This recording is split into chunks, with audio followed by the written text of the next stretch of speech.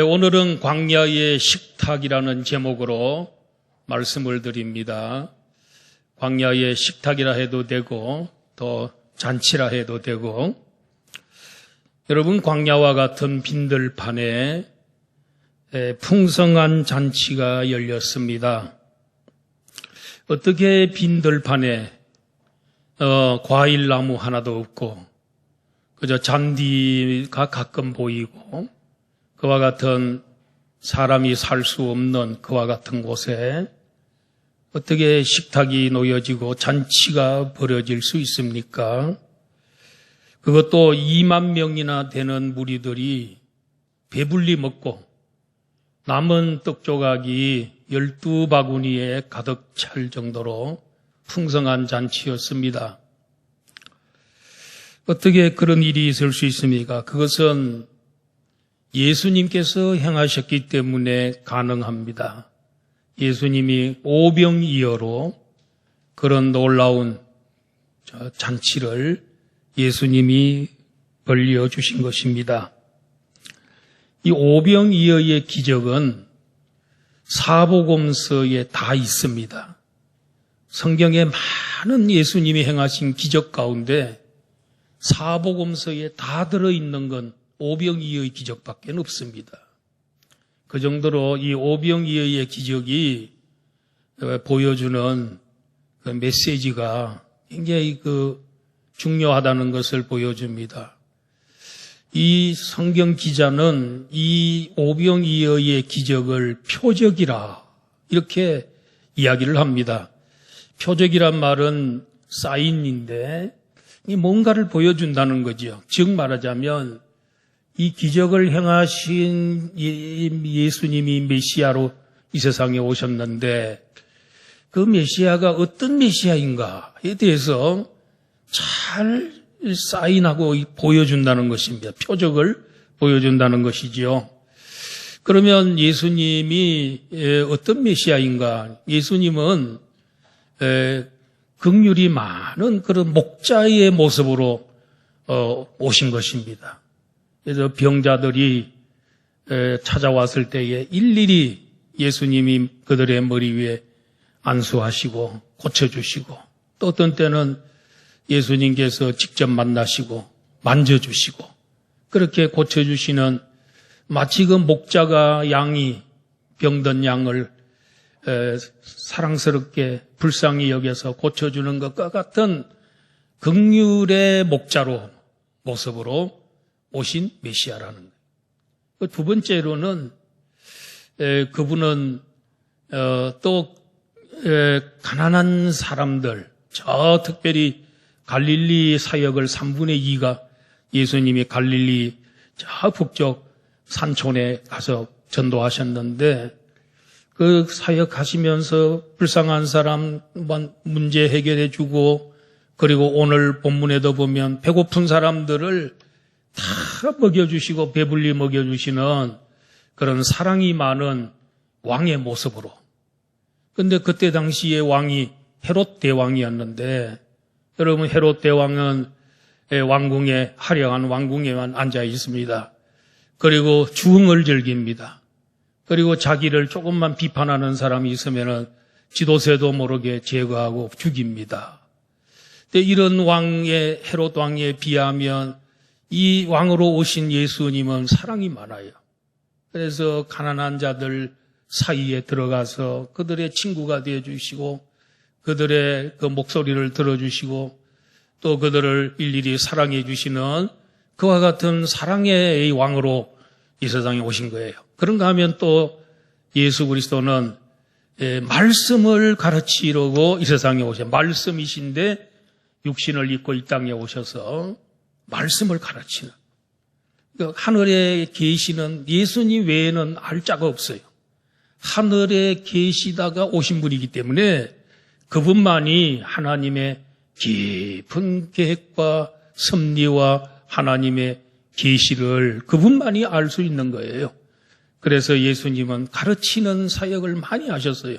오늘도 하루 종일 아침부터 2만 명의 무리들이 찾아왔을 때에 하루 종일 가르치시다가 너무너무 설교를 잘하시고 참 권세가 있고 가르침의 능력이 있으니까 또 처음 들어보는 말이고, 그러다 보니까 시간 가는 줄 모르고 말씀 듣다가 어느덧 해가 뉘어지려고 합니다. 자, 그때서야 이 사람들이 멀리서 온 사람도 많은데 이제 돌아가야 되는데 하루 종일 이 말씀 듣느라고 배고픈 것도 잊어버리고 듣다가 이제 하루 종일 굶었던 겁니다. 그래서 예수님께서 그 갈릴리, 지금 이 장소가 갈릴리 해변, 갈릴리 호수 북쪽에 보면 벳세다라는 지역이 있습니다. 그곳에서 지금 하는데 벳세다 출신 빌립이라는 제자가 있어서 그 지역에 대해서 훤하기 때문에 예수님이 그에게 이렇게 물어보시지 않습니까? 이 지역에 우리가 어디서 떡을 사서 이 사람들을 먹이겠느냐고 물었습니다. 예수님은 그가 뭐라고 대답하는지 또 다 알고 벌써 그를 시험하려고, 어느 정도의 믿음인지 그 제자를 시험해 보려고 이 사람들 어디서 떡을 사서 먹이면 되냐 그랬더니 역시나 혹시나 했는데 역시납니다. 뭐라고 대답하냐면은 각 사람으로 조금씩 받게 할지라도 200데나리온의 떡이 부족하리이다. 200데나리온 가지고 떡을 다 사서 2만 명에게 나눠줘도 그래도 떡이 부족할 것 같습니다. 계산이 얼마나 빠른지 모릅니다. 그때 당시에 1데나리온은 노동자 하루 품삯입니다. 우리나라의 노동자 하루 품삯이 한 20만 원으로 본다면은 201분입니다. 그러면 4천만 원. 자, 4천만 원의 돈을 가지고 떡을 사서 나누어줘도 다 배불리 못 먹을 것 같습니다. 이렇게 보고를 하게 된 것입니다. 인간적인 수학이나 계산법으로는 2만 명의 무리에게 먹을 것을 공급할 수 없습니다. 왜냐하면은 여긴 빈 들판이고 먹을 거 없고 또 해가 저물어가는 시간입니다. 그리고 어디에서 그런 많은 떡을 지금 파는 데도 없습니다. 그렇기 때문에 할 수 없는, 어디서 떡을 사서 먹일 수 있겠습니까? 이렇게 할 수 없다고 대답을 이렇게 하게 된 것이죠. 저는 거기에 예수님 말씀 듣기 위해서 모여든 무리들을 교회라고 보고 싶습니다. 예수님 계시지, 또 제자들도 있죠. 말씀을 듣고 있는데 그 제자들이 말씀을 듣고 있는 그들이 한 교회같이 보여집니다. 구약의 광야 40년 그 무리를 사도행전에서는 광야교회라 그랬는데 저도 그 광야교회라고 표현하고 싶습니다. 그러니 만약에 오늘 우리들에게 예수님이 그곳에 그들처럼 이렇게 그런 상황에서 우리에게 질문해서 우리가 어디서 떡을 사서 이 사람들 먹이겠냐 이렇게 혹시 질문하신다면 여러분 어떻게 대답할 것 같습니까? 저는 우리 교회도 이 광야 교회라고 생각하고요. 우리가 사는 이 세상은 광야 같은 세상, 부족이 항상 있고 결핍이 있고 문제가 많고 삶이 어렵고 광야 같은 안양북부교회인데 우리 교회가 이런 상황에 처해 있다면은 뭐라고 대답을 할까? 여러분들은 이 문제를 어떻게 해결하시겠습니까? 어떤 분들은 목사님, 우리 교회 재정적인 것이나 이런 거 해결하려면은 긴축 재정을 해야 될 것 같습니다. 예산을 세워놓긴 했지만은 상황이 어려우니까 다 지출하지 말고 또 재정을 이렇게 좀 긴축해서 예산도 좀 적게 세우고 그렇게 하면 어떨까요? 그렇게 또 제시하는 분도 있겠죠. 어떤 분들은 이럴 때일수록 우리 성도들이 헌금을 많이 해야 합니다. 11조도 다 하고 감사헌금과 정말 교회 곳간이 비어간다면 우리가 누가 채워주겠습니까? 우리가 채워야지 누가 채우겠습니까? 사실 그렇습니다. 교회마다 어려운 게 많지만은 다 자기 교회 교인들이 교회 책임지지 남의 교인들이 우리 교회에 책임 안 져줍니다. 우리가 옛날에 성경 건축할 때도 사실은 타 교인들이 우리 교회에 헌금한 사람은 거의 없습니다. 전혀 없는 건 아닌데 거의 없습니다. 그래서 건축하고 리모델링하고 엘리베이터 놓고 저 교육관 사고 했는데 누가 헌금한 사람이 없습니다. 다 우리 교인들이 헌금을 해지요. 우리 힘써 헌금해야 하나님의 교회 곳간에 양식이 풍족해질 거 아닙니까? 이렇게 대답하는 사람이 있겠죠. 또 어떤 사람들은 교회가 질적으로 양적으로 크게 성장하면 그 성장한 교인들이 또 헌금을 하실 거니까 전도하고 기도 열심히 하는 게 해결책입니다. 이렇게 대답하겠죠. 여러분 이 세 가지 중에서 다 정답이에요. 다 정답이에요. 그렇습니다. 긴축재정해야 합니다. 아껴 써야 합니다. 전기세도 아끼고 또 모든 걸 아껴야 되죠. 그 다음에 또 열심히 헌금해야 그 방법밖에 없지 않습니까? 느는 방법은. 그리고 그 다음에 질적 양적 성장이 이루어져야 되겠지요. 그러면 예수님은 이 광야 교회가 지금 어려울 때에 어떻게 이것을 해결했을까요? 예수님은 제자들에게 너희들이 먹을 것을 주라. 너희들이 먹을 것을 주라 그랬어요. 이 말은 뭐겠습니까? 너희들이 이 교회의 주인의식을 가지고 이 어려운 문제가 있을 때 네가 책임을 지고 너가 책임을 지고 너희들이 이 문제를 해결해라. 너희들이 먹을 걸 주라. 예수님이 아무것도 없는데 하여튼 너희들이 이 문제를 해결하라 하고 예수님이 말을 하니까 안드레 베드로의 동생 안드레가 무리들 가운데 이렇게 수소문해보고 뭐 먹을 거 있는가 열심히 부지런히 찾아보는데 한 소년이 도시락을 가져왔는데 그 도시락 속에 아직도 먹지 않고 그걸 갖고 있었는데 보리떡 5개와 물고기 2마리. 무슨 떡이라고요? 다시 물어봅니다. 무슨 떡? 이따 보리떡 설명할게요.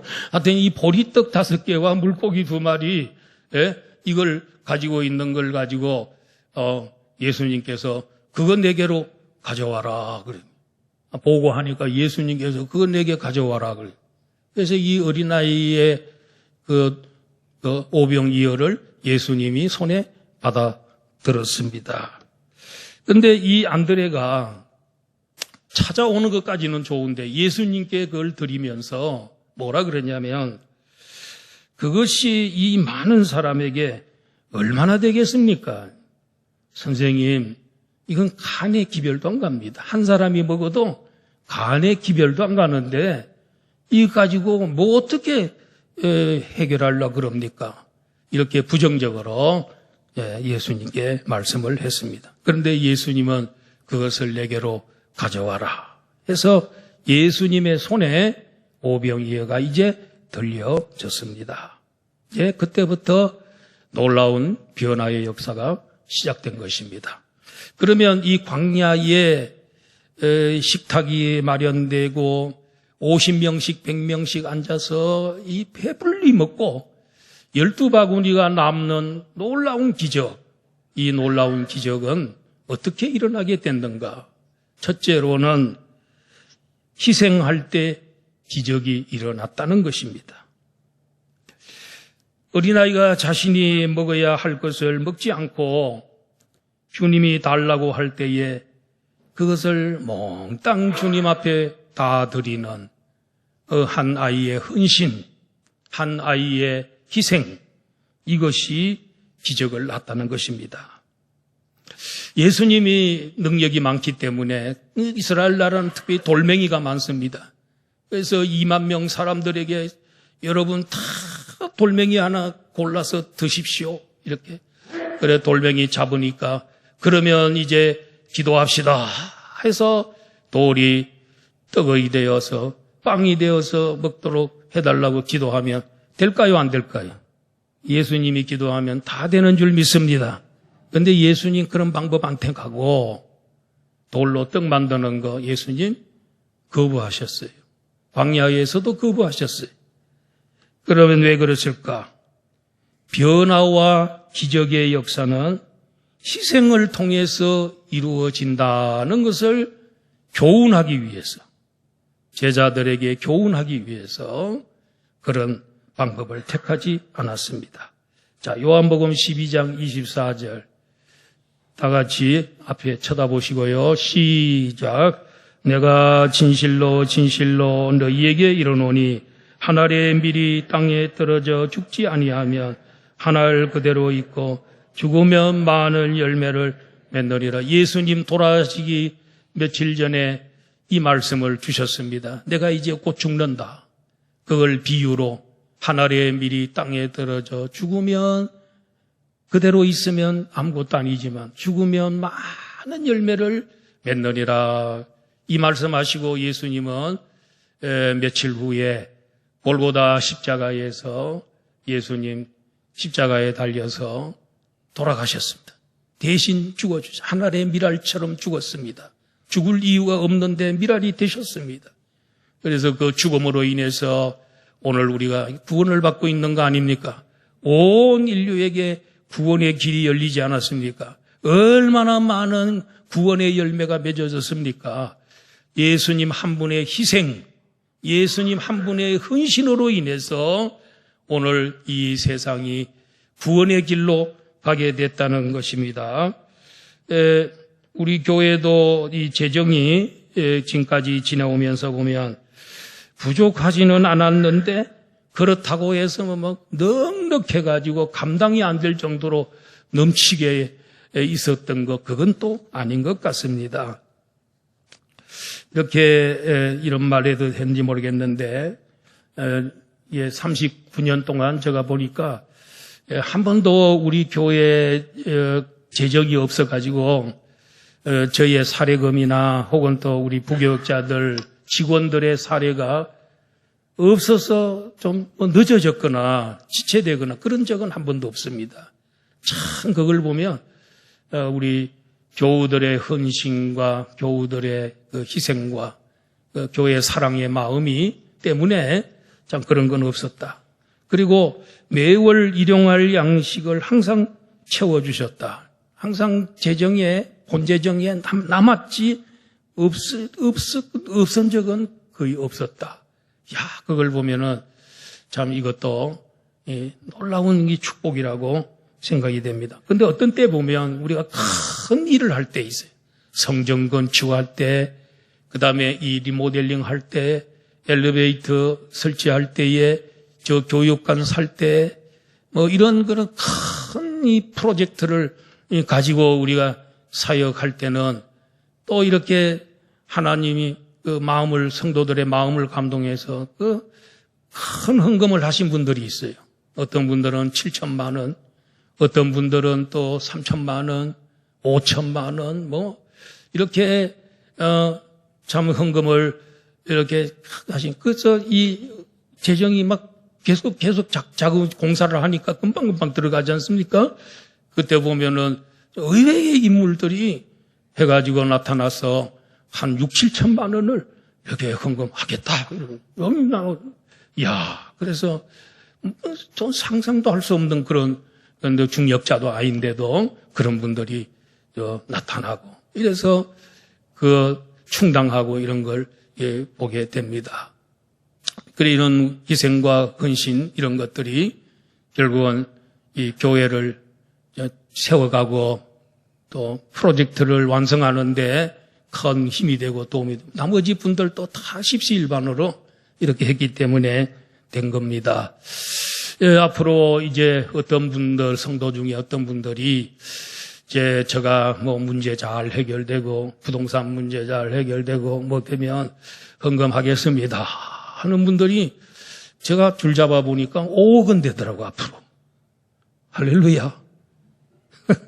앞으로 제가 합쳐보니까 한 5억 이상은 되고 내한테 하겠다고 하는 분들의 그 계산을 한번 해보니까 그래서 여러분 너무 걱정할 필요가 없다. 미래에 대해서 너무 걱정. 아직 이제 근데 때가 문제입니다. 아직 당장 하는 다는 아닙니다. 때가 되면 그분들이 말은 말의 신뢰가 성이 가기 때문에 제가 든든합니다. 그냥 말만 들어도 든든하고 나이의 시대는 아닌 것 같습니다만은 어떻든 그 든든하고 다음 시대에 목사님 시대에 그런 일이 있더라도 언젠가는 그게 될 것 같습니다. 그런 희생과 헌신 이런 것들이 우리 공동체를 세워나간다 이런 말을 하고 싶습니다. 그리고 여러분이 로마에 가면은 이탈리아 로마에 가면은 바울 사도가 순교한 순교 기념교회가 있고 그 옆에 순교터가 있습니다. 바울 사도는 참수형을 당했습니다. 목이 잘려서 돌아갔습니다. 바울 사도의 목을 치니까 이 목이 뚝 떨어지고 또 한 번 떨어지고 그다음에 세 번째 떨어졌어요. 그런데 희한한 것은 떨어진 곳마다 샘이 터졌습니다. 지금 우물로 이렇게 우물로 만들어져 있어요. 그래서 들여다보니까 물이 있어요. 그런데 옛날에는 한동안 뜨신 물 나오고 찬물 나오고 뭐 미지근한 물 나오고 뭐 그랬다 그러는데 그건 전해져는 내려오는 그런 얘기고요. 어떻든 바울 사도가 복음을 전하다가 순교하고 베드로가 로마에서 순교해서 거꾸로 십자가에 못 박혀 죽고 이렇게 로마 세계를 지배하던 로마를 복음을 전했는데 초기에는 300년 동안은 엄청난 박해를 받아서 피해서 간 곳이 카타콤, 지하 동굴, 지하 무덤 속에 들어가요. 요새 발견되는 거 보면은 뭐 이 아파트가 지어졌는데 그 높이가 뭐 수십 층이 되는 아파트처럼 땅속으로 들어가 아파트를 만들고 살았다는 것입니다. 근데 그들이 그렇게 하다가 313년에 로마 제국이 기독교를 공인합니다. 믿어도 된다 하고 콘스탄틴 대제 때 선언하고 그 다음에 몇십 년 후에는 로마가 기독교를 국교로 정합니다. 그래 그게 내려오는 게 캐톨릭교잖아요. 그런데 거기에서 바울이 복음 전하고 그렇게 순교하고 그런 복음이 어디로 갑니까? 유럽으로 건너가죠. 특별히 영국에 복음이 들어오고 이 영국의 프로테스탄트 청교도들이 미국으로 이제 건너가 가지고 미국이라는 나라를 세우게 됩니다. 그래서 이 미국이 복음을 전해 그 미국에서 이 복음이 우리 한국으로 전달되고 우리 한국에 와서는 이제 온 세계에 선교사를 파송하는 나라가 돼서 우리 교회에서는 김신한 선교사님 가족을 우간다에 파송을 해서 선교하고 있습니다. 우리나라 선교사들은 세계 어느 곳에 다 들어가 있습니다. 안 들어간 나라가 없습니다. 그 정도로 참 이 복음이 우리나라 거쳐서 이제 점점 서진하고 있잖아요. 예루살렘으로 서쪽으로 복음이 지금 이동하고 있는 것입니다. 이런 축복, 오늘 우리가 이렇게 축복을 누리는 것은 바울 사도가 순교해 줬기 때문에 베드로가 순교의 제물이 되어 줬기 때문에 오늘 우리가 이렇게 복을 받고 구원받는 혜택을 누리는 줄로 믿습니다. 여러분 한 사람의 희생이 몇 사람의 희생이 온 세계를 살릴 수 있다는 겁니다. 다윗 보세요. 소년 다윗 보십시오. 블레셋의 골리앗 장군이 나타나서 이스라엘을 모독하고 하나님을 모독합니다. 전쟁터에 심부름 갔다가 들어보니까 골리앗을 보니까 하나님의 이름을 모독하네. 그래가지고 사울 왕에게 찾아가가지고 왕이여 내가 나가서 이 소년인데 어린 소년인데 내가 골리앗 장군하고 싸우겠습니다. 그러니까 너 도대체 누군데 어떻게 싸우려고 너 가면 죽어. 그랬더니 나는요 베들레헴 들판에서 양을 칠 때요 곰이나 사자나 이런 게 나타나면요 그냥 물매로 죽였고요 가가지고 이빨을 딱 찢어서 제가 승리한 사람입니다. 저를 내보내주세요. 그러니까 그래 그러면 나가봐. 그래 나가가지고 골리앗을 만나가지고 자기 목숨 걸고 그럼 혹시 모르죠. 죽을지도 모르는데 소년이 나가가지고 그를 향해서 너는 칼과 창과 단창으로 나오지만은 나는 만군의 여호와 하나님의 이름으로 너에게 나간다 하면서 유일한 무기는 물매밖에 없습니다. 이 물매를 던졌더니 그 넓은 이마에 팍 박혔습니다. 그래서 그의 목을 자르고 그의 칼을 빼가지고 그의 머리를 그 칼에 꽂아가지고 승리하며 돌아옵니다. 그래서 이스라엘 나라 군대들이 다시 힘을 얻어서 블레셋을 물리치는 역사가 나타나는 한 소년의 이게 목숨 건 희생, 내가 어떻게 될지도 모릅니다. 그런데 그 희생이 결국은 나라를 살리고 그는 나중에 제2대 왕이 된 줄로 믿습니다. 여러분 사무엘 어머니 한나가 자식이 없어서 기도해가지고 사무엘을 낳았습니다. 젖을 떼고 난 다음에 하나님 앞에 이 아들을 바치겠습니다. 젖을 떼자마자 2-3살 됐을까요? 그저 성소에다가 갖다 바쳤는데 이 아이가 어릴 때부터 하나님 앞에 구별된 자로 바쳐져 가지고 자라가지고 이 사무엘이 사사가 되고 사무엘이 제사장이 되고 그리고 또 선지자가 되고 이래가지고 그 한 시대에 정말 나라를 건지는 위대한 일을 하나님 앞에 바쳐진 이 아들 바칠 때 역사가 일어난 줄로 믿습니다. 우리 교회도 이만큼 된 것은 성도들의 기도, 물질, 몸 헌신, 직분 헌신, 출석의 헌신 이런 다수로 인해서 오늘의 안양 북부교회가 있는 줄로 믿습니다.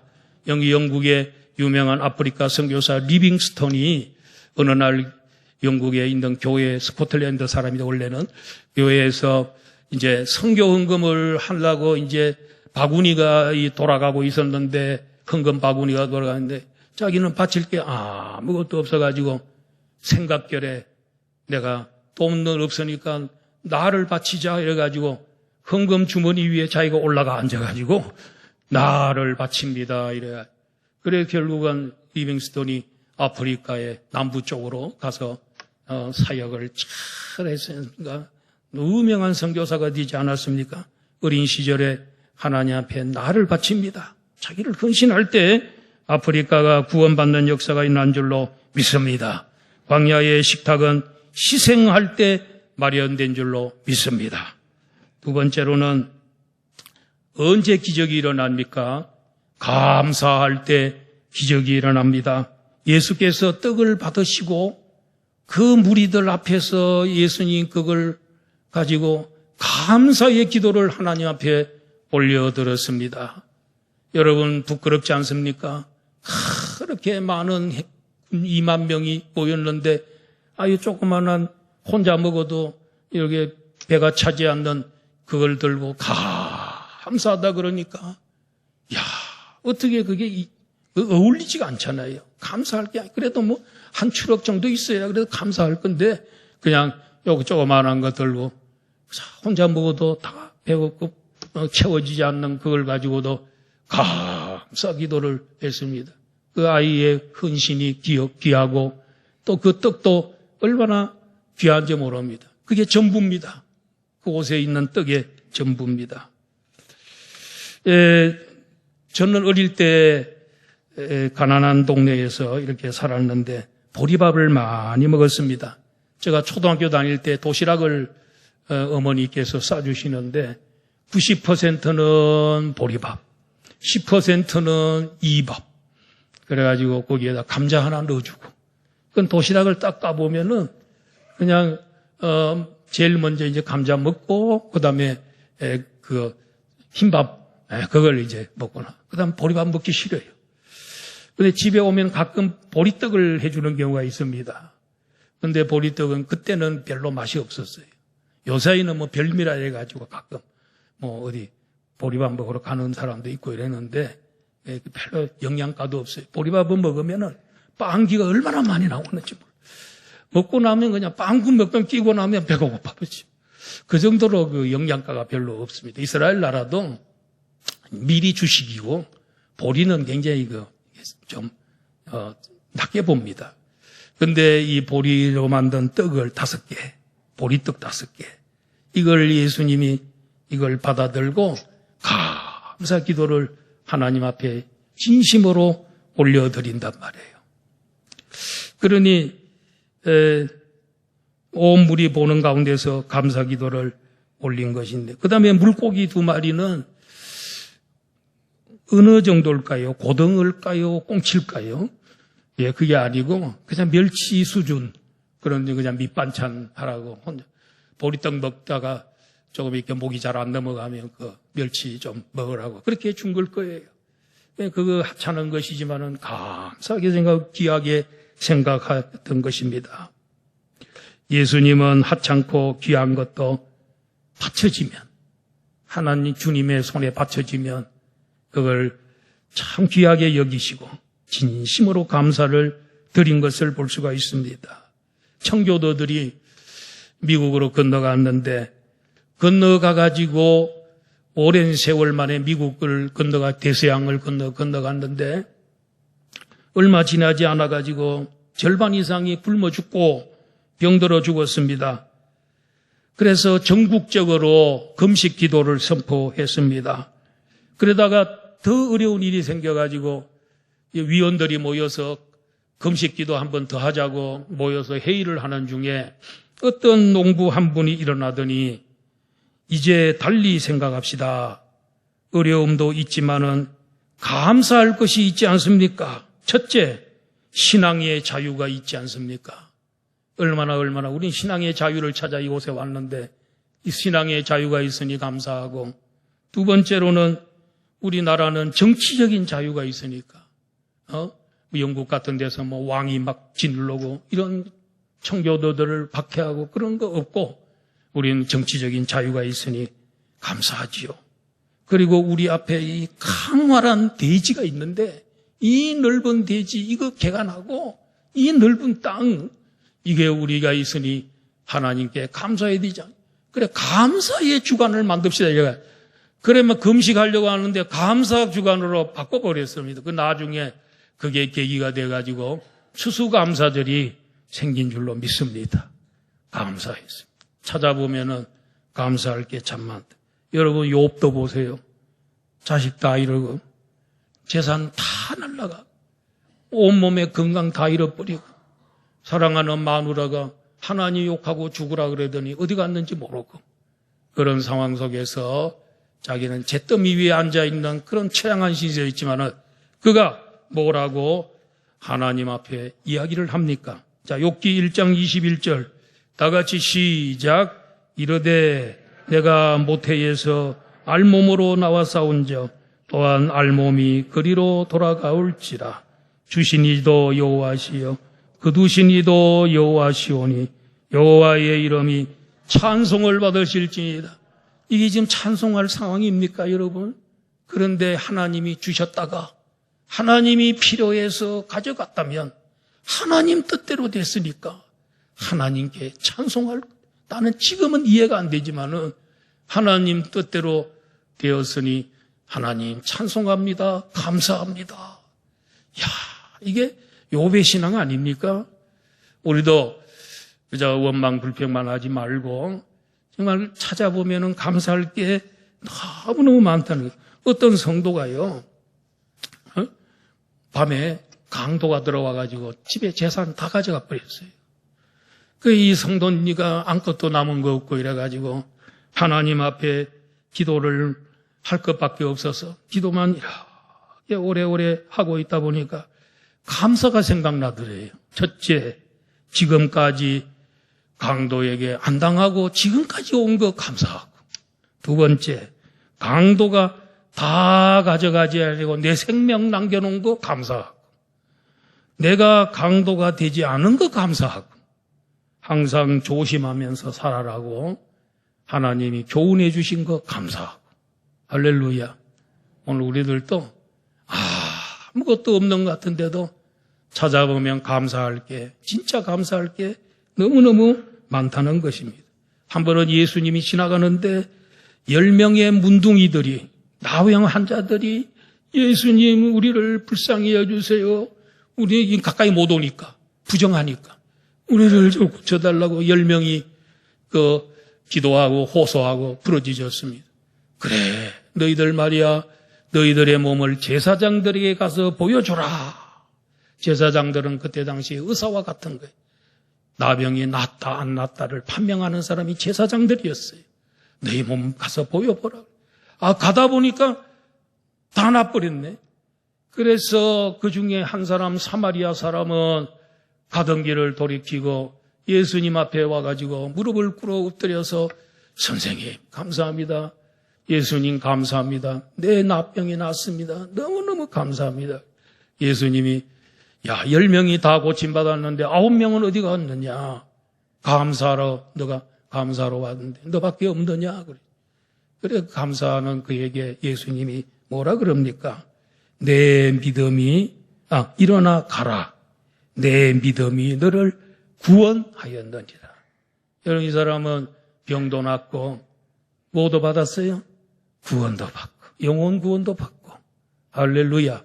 감사하는 사람에게 복이 있는 줄로 믿습니다. 자, 마지막으로 여러분, 언제 기적이 일어났습니까? 광야에 어떻게 식탁이 차려지고 잔치가 열리는 이런 놀라운 일이 있습니까? 나눠줄 때 예수님은 기도하고 난 다음에 예수님 혼자 잡수셔도 누가 할 말이 없어요.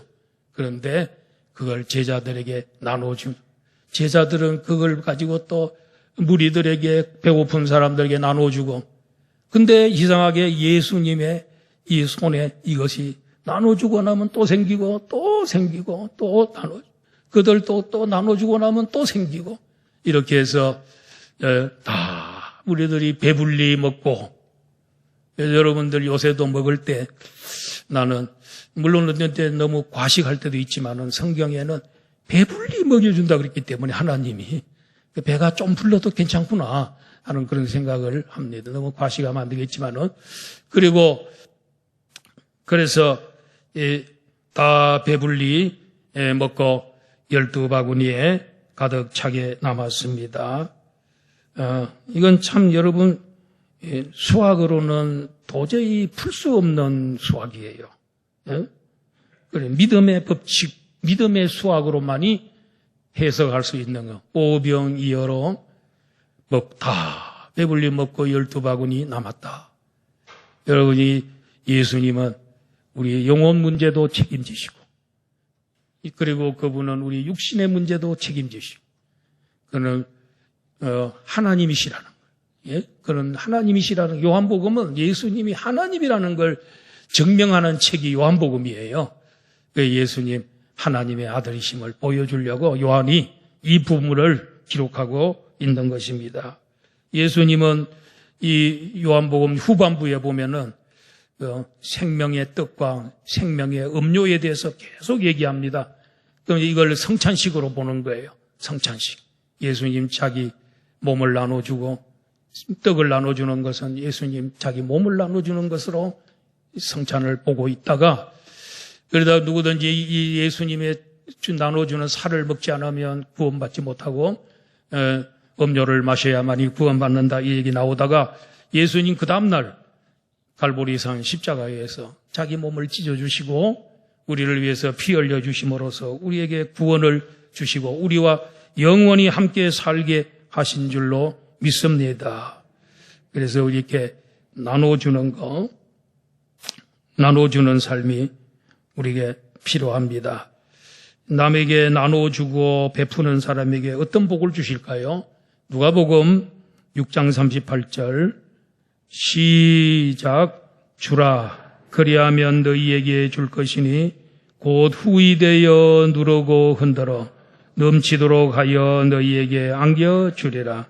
너희가 헤아리는 그 헤아림으로 너희도 헤아림을 도로받을 것이니라. 남에게 주고 베풀고 나누어 주면 우리 하나님이 채워주는데 어떻게 후이되어 대에다가 푸는데 후하게 돼서 그 다음에 눌러주고, 누르면 또 약간 공간이 생길 거 아니에요. 거기다가 흔들어서 또. 그래서 넘치도록 하여 복을 주겠다. 나누는 사람에게 이런 복이 오는 줄로 믿습니다.